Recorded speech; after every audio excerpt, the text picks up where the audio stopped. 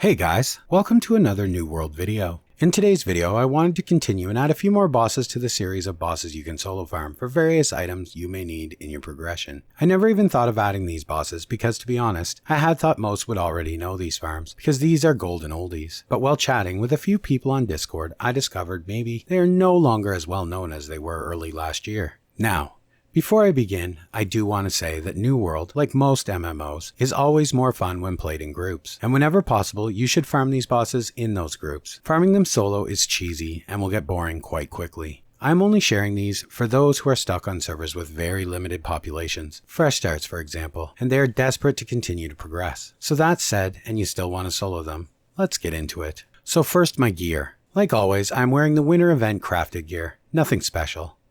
The reason I chose this gear is simple. It is very easily accessible by anyone who is just ding 60. This way, I don't get people saying that this isn't fresh 60 or new player. This requires X or Y. For very little initial investment, anyone could get this gear. Now, let's get to the first boss. This is one that is tough even for a group of newer 60s, and he drops some very useful gear. And that is the Archos Imperator in Upper Harrow. This guy hits like a truck and can even make short work of many groups who attempt to farm him. Well, let me show you how you can do this one solo. So first thing you need to do is jump down onto this barrel here. Then hold block with whatever weapon you are using. While holding block, tap moving forward. While block moving, you can ever so slightly move over the edge of whatever you are standing on. This then stops the game from making creatures retreat.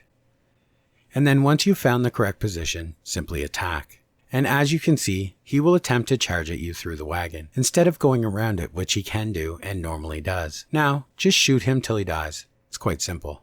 The loot you can farm from this guy is Signet Ring of the Forger, Razor Fang Rapier, Scalp Sculptor, a musket, the Soul Crystal Life Staff, Widow's Kiss, Rumbling Demise, the Scorpion Stone Amulet, the Highwayman's Duster, and the Winged Cuirass of the Augur. Then, once you have finished this guy, this leads us to our next boss, who is actually directly beside this one, and you can alternate between them for a much better farm with no downtime. And now that that guy's finished, we head up to our second Archon. For this guy, you will want to run up to this location here. Then once there, jump up on this stone and lose all the aggro that's chasing you. This one musket guy though, he won't drop, so you will need to kill him. But once he is dead, you will then move down here to this last stone, and once again block move so that your foot is just over the edge. And now, attack the Archon. You will see this Archon will think you're on the ground and start attacking. And if your placement is correct, he will continue to. So just shoot till he is dead. Then, once he is dealt with, kill this other elite from this same location. Then hop down and loot the elite chest. Then head back to the first Archon and start the rotation again.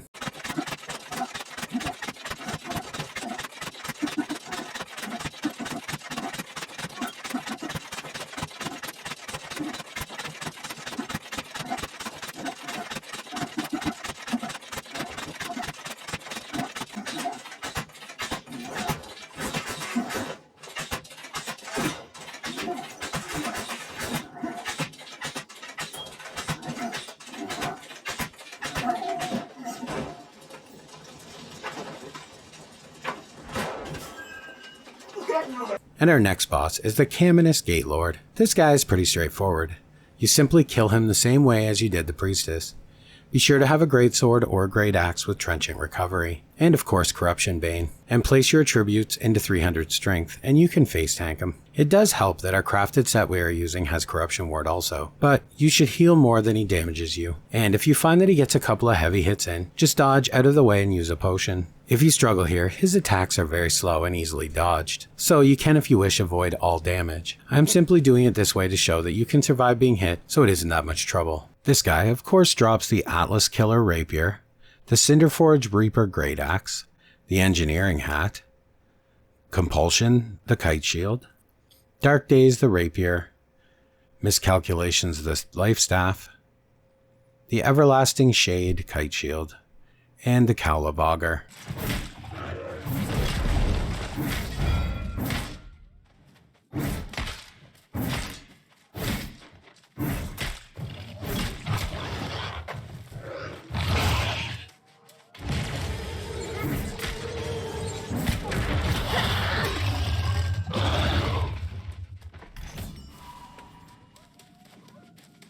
And our final boss for today will be one I've had many people request, and that is Baines. This solo has been around since day one, and it is how many people raised their watermark long before expertise in gypsum. But I guess people stopped doing it as much when he became a regular farm for trophy mats. But if you're on one of those super low pop servers and thought you would never get your chance to farm those trophy materials, well, here's your way. So the trick here is to stand on this block in the center and shoot. If you're too far out, he will reset and retreat. But don't panic, it still works. Just back up ever so slightly and fire again. Once you have the right spot, he will charge over and just look at you while you kill his face. Again though, not exciting. So if you can get a group, please, I recommend you do. This is for desperate times only. He takes a long time to kill this way, and it isn't exciting. Anyway, and the loot that Baines drops is, of course, the glowing sap, which is used for the Angry Earth combat trophy. Earring of the Hallowed Soul. This is a great healer earring.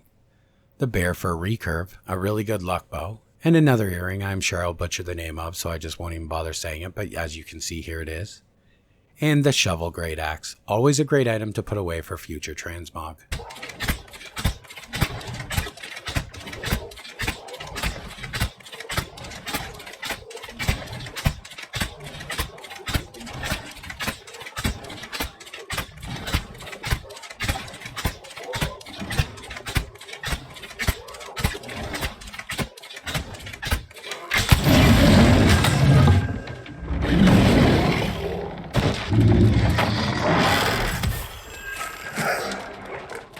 Okay guys, well that's all the bosses for today, and I do hope for all those requesting these, you do get the items you have been trying to get from them. I also wanted to let everyone know that I have finally been talked into trying Elden Ring. So I may also be posting some Elden Ring videos.